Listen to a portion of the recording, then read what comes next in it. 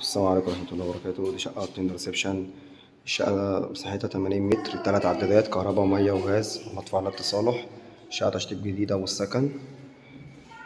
الغاز راكب. الشقة دور 13، البرج 15 دور، أسانسير شغال، اتحاد ملاك، تسلسل ملكية، حصة في الأرض وحارس في العمارة ومدخل فندقي.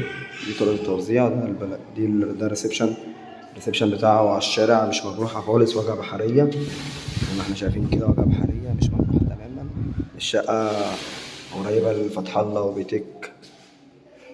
شقة تاني نمرة من الشارع 10 مستشارين، بجوار كافيه الفرسان، وبجوار فتح الله وبيتك والحي والمعهد.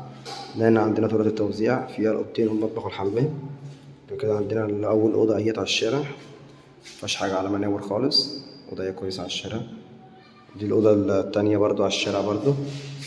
كده عندنا 3 قطع على الشارع، ريسبشن أوضتين على الشارع اهوت. الشقة مش محتاجة أي مصروف خالص زي ما احنا شايفين كده. الأوض كلها اهيت على الشارع، مش مجروحة ولا بحرية.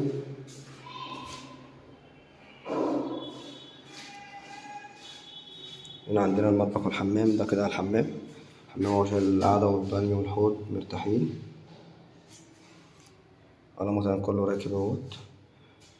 وده المطبخ بتاعه اهوت. مطبخ بسم الله ما شاء الله عليه، يشيل كل الأجهزة مرتاحة، البوتاجاز السينما والتلاجة والغسالة تحت الرخامة. مطبخها مرتاح جدا. الشقة مش محتاجة أي مصروف، الغاز راكب فيه اهوت، كهرباء ومية وغاز ومتوعدة بتصالح. ربنا يبارك لصاحب النصيب إن شاء الله. السلام عليكم ورحمة الله وبركاته.